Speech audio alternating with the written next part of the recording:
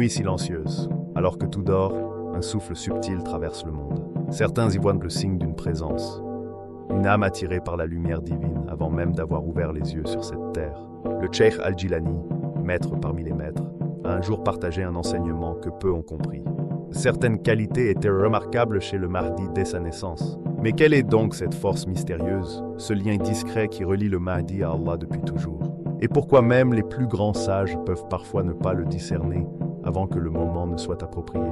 Avant de plonger dans le sujet, abonne-toi si tu souhaites découvrir d'autres messages spirituels et partage ces enseignements avec ton entourage. Et si tu veux, indique-nous en commentaire depuis quelle ville ou quel pays tu nous regardes. Votre présence soutient cette quête de foi et de sagesse. Le secret de la naissance. Le Cheikh Al-Jilani ne parle pas ici d'un être ordinaire, mais d'une âme dont la simple existence semble connectée à une sagesse supérieure. Avant même que son premier souffle ne résonne dans le silence d'une chambre paisible, tout dans sa présence semblait orienté vers l'invisible, vers l'essence divine. Il ne naît pas comme nous, qui avançons souvent en oubliant notre propre nature. Dès l'instant où son souffle apparaît, il porte en lui une vibration subtile, un écho de l'éternel qui dépasse le temps et l'espace. Imaginez un enfant dont la naissance n'est pas seulement physique, mais aussi spirituelle. Son âme, avant de s'incarner, existait déjà dans des sphères que la raison humaine ne peut pleinement comprendre. Là, dans la lumière de la présence divine, son essence se forme comme un diamant poli par la main de l'infini. Chaque battement de son cœur, chaque souffle de son être semble guider vers Allah, vers cette lumière dont nous percevons à peine les reflets. La naissance peut ainsi être vue non comme un commencement, mais comme la continuation d'un dessin préétabli. Alors que nous, humains ordinaires, entrons dans ce monde avec nos limites et nos désirs, cet être particulier arrive avec une mémoire spirituelle innée, une connaissance silencieuse qui transcende tout apprentissage. Son âme, avant même que son corps respire l'air terrestre, connaît déjà la grâce, la pureté et la subtilité des mystères célestes. Rien dans sa venue n'est fortuit. Même le lieu et le moment de sa naissance semblent choisis avec soin par une sagesse invisible. Le Cheikh Al-Jilani souligne que cet enfant n'est pas simplement façonné par ses expériences. Dès la rencontre de l'âme et du corps, une orientation divine le prédispose à se tourner vers le Créateur. Ce que beaucoup interprètent comme des instincts naturels, chez lui, révèle en réalité un langage de l'âme. Ses pleurs, ses rires, ses gestes, ses regards reflètent l'harmonie de l'univers. Chaque respiration est une prière silencieuse, un rappel que son cœur, bien que temporairement lié à un corps terrestre, appartient à la transcendance. Pourtant, cette singularité reste subtile. Il naît dans la normalité apparente, mais en lui, une lumière intérieure brûle déjà. Cette lumière guidera ses pas et pourra éveiller ceux qui croiseront sa route. Le Cheikh Al-Jilani nous invite à percevoir au-delà des apparences. L'enfant est une présence spirituelle, constamment en connexion avec Allah. La naissance peut être vue comme un pont entre deux mondes. Pour beaucoup, ce pont est fragile et invisible. Pour cet être, il est naturel. Sa naissance n'est pas simplement une transition, mais une affirmation. L'homme peut être connecté à Allah, même au milieu des créatures. Cette connexion, bien que présente dès le premier souffle, doit être cultivée, car le monde matériel est rempli de distractions. Le secret de la naissance n'est donc pas biographique, mais métaphysique. Certaines âmes transcendent la matière et le temps. Elles manifestent dans ce monde ce qui existe déjà dans l'invisible. Le Cheikh Al-Jilani parle ici d'une sagesse profonde, non d'une vanité humaine. L'âme de cet être est prête à chercher l'infini, répondre à l'appel divin et devenir un guide discret pour ceux qui s'égarent dans l'obscurité. En contemplant la naissance sous cette lumière, chaque détail prend un sens. Le silence, le souffle de la mer, le premier regard, tout devient une chorégraphie sacrée. Si l'on observe attentivement, on peut percevoir la différence entre un enfant ordinaire et celui dont le destin est inspiré par la présence divine. Le dernier devient un pont vivant entre ciel et terre, rappelant que même dans le monde matériel, l'âme peut rester attachée à l'éternel. Ainsi, le secret de la naissance réside dans cette essence immatérielle, cette orientation intérieure, cette connexion préexistante à l'invisible qui transforme un être ordinaire en un miracle discret. Le cheikh Al-Jilani nous enseigne à regarder au-delà des apparences et à contempler la beauté de la création humaine façonnée par la lumière divine, une attirance qui dépasse l'humain. Imaginez une force intérieure, une gravitation qui dépasse les désirs ordinaires et les choix quotidiens. Le cheikh Al-Jilani décrit cela comme l'attirance d'un être vertueux vers le divin. Ce n'est pas un chemin qu'il choisit consciemment, ni un effort qu'il doit maintenir par volonté. C'est une orientation naturelle, comme si chaque fibre de son être connaissait déjà la destination. Là où nous tâtonnons, doutons ou cherchons, lui avance en harmonie avec cette lumière. Ses pensées, ses émotions et chaque souffle de son être répondent instinctivement à cette présence divine. Imaginez marcher dans une pièce et être naturellement attiré vers un point lumineux. Vous ne comprenez pas pourquoi, mais votre essence est guidée. C'est ce que vit cet être exceptionnel. Même dans l'enfance, dans les gestes les plus simples, cette gravitation se manifeste. Quand les autres sont absorbés par le jeu ou les routines, il perçoit une présence subtile, douce mais persistante, qui l'accompagne toujours. Cette force dépasse l'humain car elle transcende le rationnel et l'émotionnel. Elle ne se limite pas à guider les pensées, elle façonne la trame même de son existence. Ses rêves, ses intuitions, ses silences reflètent cette orientation vers Allah. Alors que nous cherchons souvent le divin à travers les prières ou les enseignements, lui est déjà naturellement attiré vers lui. Chaque respiration devient une prière silencieuse, chaque regard une contemplation involontaire, sans effort conscient. Il ne s'agit pas d'une pression ou d'une force écrasante. C'est un feu doux, lumineux et bienveillant, qui attire sans contraindre. Même ses instincts naturels, rire, curiosité, compassion, sont harmonisés avec cette orientation divine. Sa pureté n'est pas imposée, elle découle naturellement de cette gravité spirituelle. Cette force influence également ses relations et ses choix. Là où beaucoup se perdent dans les illusions ou les émotions contradictoires, lui perçoit la vérité essentielle. Ses décisions, ses engagements et ses interactions sont guidés par une orientation intérieure stable. Il est comme une boussole vivante.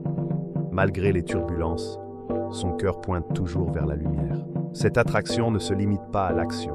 Elle imprègne l'expérience même de l'être. Il ressent constamment une présence intérieure, une flamme douce qui éclaire sans consumer, qui purifie sans contraindre, et qui transforme chaque instant en une communion avec le divin. Il n'a pas besoin de chercher ailleurs. Le divin vibre déjà dans chaque fibre de son âme. Cette gravitation est stable et immuable. Alors que nous pouvons hésiter ou être ballottés par nos émotions, il reste centré. Et paradoxalement, cette force ne l'isole pas. Elle l'ouvre à une compassion profonde et à une compréhension bienveillante, au-delà de la simple recherche intellectuelle ou morale. Les personnes autour de lui ressentent cette énergie particulière, sans toujours pouvoir l'expliquer. Ce rayonnement intérieur touche subtilement ceux qui l'approchent, inspirant admiration et respect. Cette gravitation n'est pas visible, mais elle se ressent profondément. Pour comprendre cette idée, il faut accepter que le chemin vers Allah peut être naturel pour certains cœurs. La plupart des hommes doivent lutter pour aligner pensées et actions avec la foi. Pour lui, ce chemin est déjà inscrit dans l'essence de son âme. Chaque geste, chaque émotion, chaque pensée est en résonance avec cette attraction divine. Il ne cherche pas à croire ou à aimer. Tout en lui est naturellement orienté vers Allah, et chaque instant de sa vie devient une prière silencieuse. Ainsi, cette attirance n'est pas un effort conscient, ni un apprentissage. C'est un état d'être complet. Là où d'autres tâtonnent ou doutent, lui avance avec assurance, stable et connecté au Créateur. Son feu intérieur, doux mais constant, transforme chaque moment en un témoignage vivant de cette orientation divine. Là où beaucoup cherchent, il existe déjà en communion avec Allah, et c'est en soi une prière parfaite. L'étrangeté du monde. Il existe un paradoxe subtil que peu de cœurs comprennent. Vivre dans ce monde tout en n'y étant pas complètement attaché. Certains êtres vertueux expérimentent cette réalité dès qu'ils foulent la terre. Leur lien naturel avec le divin, cette gravitation intérieure vers l'invisible, les sépare doucement de ce qui est considéré comme ordinaire chez les hommes. Ils peuvent rire, discuter, partager des repas et répondre aux questions de la vie quotidienne. Et pourtant, leur cœur reste tourné vers Allah. Cette étrangeté n'est pas toujours visible, mais elle se ressent dans chaque geste, chaque regard, chaque silence. Vivre parmi les hommes tout en restant tourné vers le divin demande un équilibre constant. Imaginez marcher dans une foule tout en sentant simultanément la présence de l'Éternel. Chaque son, chaque mouvement, chaque émotion de ceux qui vous entourent se superpose à une conscience plus vaste, à une perception intérieure de ce qui est réel et de ce qui est éphémère. Pour ces âmes, le monde ressemble à un décor mouvant, une scène temporaire où tout passe. Les plaisirs, les colères, les ambitions humaines. Tout est fragile, et pourtant elles doivent interagir et participer sans s'y perdre. Cette étrangeté n'est ni un choix, ni une condamnation, mais le fruit naturel de leur nature spirituelle. Alors que beaucoup se perdent dans la quête de sens, dans les illusions de pouvoir, de richesse ou de reconnaissance, ces âmes comprennent l'impermanence de tout ce qui les entoure. Les conversations, les rires et les gestes affectueux sont accueillis avec conscience et discernement. Le monde, avec ses joies et ses peines, devient un passage, un miroir des réalités plus profondes. Ces êtres marchent parmi les hommes comme des voyageurs conscients. Là où nous cherchons à posséder ou comprendre, ils savent que tout est transitoire. Tout ce qui semble solide est fragile. Tout ce qui paraît essentiel est éphémère. Cette perception constante peut créer un sentiment de solitude, non pas comme isolement, mais comme conscience élargie. Physiquement présents dans le monde, leur cœur et leur esprit appartiennent à une sphère plus vaste, où le temps et l'espace ont une autre dimension. Ils vivent avec une double réalité, l'une visible et tangible, celle que nous partageons tous, l'autre invisible et éternelle, qui constitue leur véritable foyer. Cette coexistence confère une sagesse particulière. Ils comprennent intuitivement la fragilité des émotions, la temporalité des désirs et la vanité des conflits. Paradoxalement, cette étrangeté ouvre leur cœur à une profonde empathie. Voir le monde tel qu'il est les rend sensibles à la souffrance, à la beauté et aux espoirs de ceux qui s'y trouvent. Chaque instant devient un rappel silencieux. Tout ce qu'ils touchent ou observent est passage. Le monde matériel n'est pas leur objectif, mais un lieu pour manifester, même brièvement, la lumière intérieure. Ils savent que l'attachement excessif aux formes ou possessions engendre illusion et souffrance. Ainsi, ils agissent dans le monde avec détachement et conscience, sachant que leur véritable essence réside auprès de Dieu. Cette étrangeté se manifeste aussi dans leurs interactions. Les autres les perçoivent comme des individus ordinaires, mais quelque chose en eux dépasse la mesure conventionnelle. Ils écoutent avec attention silencieuse, répondent avec profondeur, et leurs gestes simples, un sourire, un regard, un conseil, portent la sagesse de leur conscience. Pour ceux qui croisent à leur route, cette étrangeté peut être fascinante et inspirante. Elle n'est pas un rejet, mais une invitation à percevoir la vie autrement, vers une perspective où le temps et l'espace sont relatifs et où l'Éternel guide les pas. Ils vivent donc dans une tension constante entre le monde visible et l'Éternel. Ils observent, interagissent, participent, sans oublier que tout est temporaire. Cette tension enrichit leur présence et éclaire leur choix. Chaque geste, chaque mot, chaque souffle reflète cette double réalité. Le monde est réel, mais transitoire, et leur cœur reste tourné vers Allah. Ainsi, l'étrangeté du monde n'est ni faiblesse, ni malédiction, mais un trait essentiel de leur nature. Elle rappelle que le véritable foyer n'est pas ici, que ce monde n'est qu'une étape, et que le seul attachement durable relie l'âme à Dieu. Loin d'isoler, cette étrangeté devient force, éclairant le jugement et guidant chaque pas vers le véritable foyer spirituel. Le voile du mystère. Il existe des vérités qui échappent à l'œil humain, des réalités qui demeurent invisibles, même aux âmes les plus éveillées. Le cheikh Al-Jilani exprime cette idée avec force. Les connaisseurs ne le reconnaissent pas. Ces mots simples bouleversent toute certitude. Même ceux qui consacrent leur vie à observer l'invisible, à lire les signes subtils de l'univers ou à ressentir la vibration des âmes, ne peuvent discerner certains aspects de la destinée avant le moment fixé par Allah. Imaginez les maîtres spirituels. Leur sens intérieur capte la lumière, la sagesse et la présence divine. Et pourtant, face à certains mystères, ils se trouvent dans l'ombre d'une énigme. Ils peuvent ressentir une énergie particulière, une intuition, un pressentiment de grandeur. Mais la forme exacte, le moment précis où la manifestation totale reste invisible.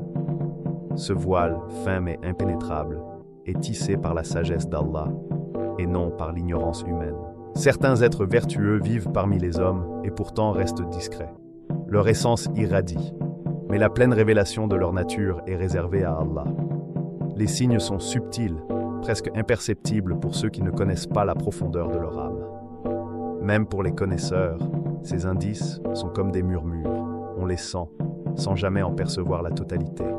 Comme contempler un paysage de nuit où la lune éclaire juste assez pour deviner ce qui est là. Cette invisibilité n'est ni une erreur, ni un caprice. C'est un acte divin. Allah choisit le moment où l'invisible se révélera pleinement. Avant ce moment, toute tentative humaine pour découvrir ou deviner échoue, car le voile n'est pas un obstacle, mais un mécanisme sacré pour préserver la perfection du plan divin.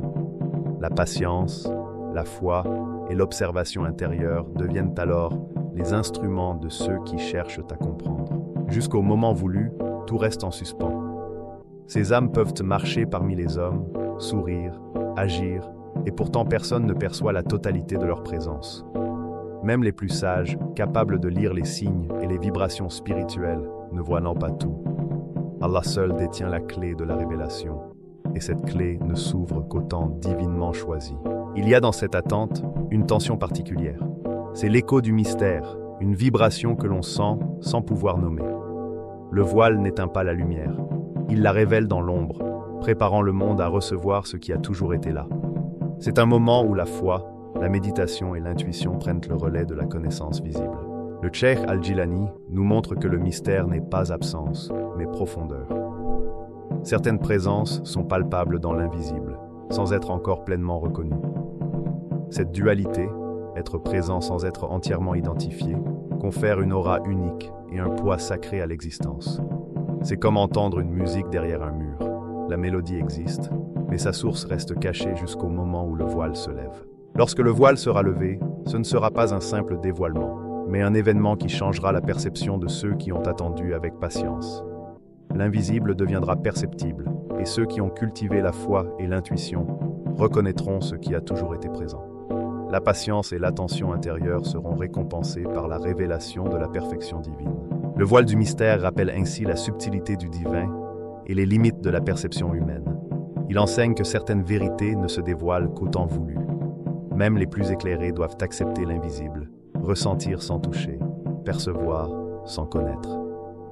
Dans cette attente se prépare la grandeur de l'âme et s'exerce l'humilité nécessaire pour reconnaître que certaines réalités échappent au contrôle humain. Enfin, ce voile n'est pas un obstacle à la lumière, mais la condition de sa perfection. Il préserve la révélation, canalise l'attention des cœurs sincères et prépare le monde à rencontrer ce qui a toujours été présent. Jusqu'au moment voulu par Allah, l'invisible demeure, mais jamais absent. Il est comme une flamme derrière un verre fumé, constante, vibrante, prête à éclairer l'obscurité au temps divin. Le message caché du Cheikh, au-delà des récits de naissance, de gravitation spirituelle et de mystère, le Cheikh Al-Jilani nous adresse un message qui touche profondément le cœur de chacun. Ce n'est pas une histoire éloignée ou confinée aux légendes. C'est un appel discret, mais puissant, qui traverse le temps et nous invite à contempler la nature profonde de notre âme. Certains êtres vertueux peuvent servir de miroir, de modèle vivant de ce que chaque âme humaine peut devenir lorsqu'elle se tourne sincèrement vers la lumière. L'attirance vers Allah, cette gravitation naturelle, n'est pas réservée à quelques élus. Elle existe en chacun de nous, souvent étouffée par le tumulte du monde, par le bruit des désirs, des peurs et des distractions. Le Cheikh nous rappelle que cette flamme intérieure n'est jamais éteinte. Elle attend seulement d'être reconnue et suivie. Regardez ces exemples comme des projections de notre potentiel humain le plus pur. Ils ne luttent pas pour se rapprocher de Dieu, ils sont naturellement orientés vers lui. Dans cette orientation, il nous montre comment chaque pensée, chaque émotion, chaque souffle peut devenir une prière silencieuse, un acte de lumière. Le but n'est pas d'idolâtrer, mais de comprendre ce que notre âme pourrait devenir si nous nous détachons des illusions du monde et répondons à l'appel intérieur. Ce message du cheikh nous touche parce qu'il parle de l'immédiat. L'attirance vers Allah n'est pas un concept abstrait. Elle peut se manifester en chacun de nous. Comme ces âmes, nous pouvons ressentir cette présence, cette vibration silencieuse qui nous attire vers ce qui est éternel. Apprendre à écouter ce feu doux mais brûlant transforme progressivement notre existence. Il y a aussi une leçon sur le libre arbitre et la guidance divine. Allah attire à lui ceux qu'il choisit et rien ne peut empêcher cette rencontre. Cette orientation n'est pas réservée à quelques-uns. Elle est une expression de la grâce, un acte d'amour divin visant à rapprocher l'homme de son essence originelle. Ces exemples ne sont pas des exceptions isolées. Ils illustrent un processus que chaque âme peut expérimenter lorsqu'elle tourne son regard intérieur vers la lumière. Le cheikh nous enseigne à ne pas vivre uniquement dans l'ombre des routines ou des apparences. Chaque geste, chaque pensée, chaque instant peut devenir un instrument d'orientation vers le divin. La vie de ces modèles spirituels est comme une carte silencieuse qui nous montre le chemin. Nous ne pouvons peut-être pas tout comprendre immédiatement, mais nous pouvons commencer à écouter, à sentir et à répondre à l'appel intérieur. Le message est simple mais radical. Allah attire et l'âme répond. Cette dynamique existe, elle est réelle et chacun peut en faire l'expérience. Elle nous invite à purifier nos cœurs, à percevoir la lumière même dans l'obscurité, à comprendre que le monde est un passage et que notre véritable destinée réside dans l'union avec l'Éternel. Ainsi, le Cheikh Al-Jilani ne nous offre pas seulement une biographie spirituelle, il nous tend un miroir.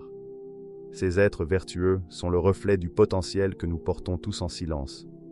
Ils nous montrent ce que l'âme peut devenir lorsqu'elle répond pleinement à l'appel divin. Ce n'est pas une légende ni un mythe, mais un rappel. Allah attire à lui ceux qui savent écouter le murmure intérieur et suivre la gravité de leur cœur vers la lumière. Chaque souffle, chaque pensée, chaque battement de cœur peut devenir une réponse à cet appel. Dans cette réponse, nous commençons à percevoir ce que ces âmes vivent pleinement. Une union intime avec le divin, une orientation naturelle vers l'éternel, et une vie où notre passage sur terre prépare la rencontre avec l'invisible. C'est là la grandeur du message du cheikh.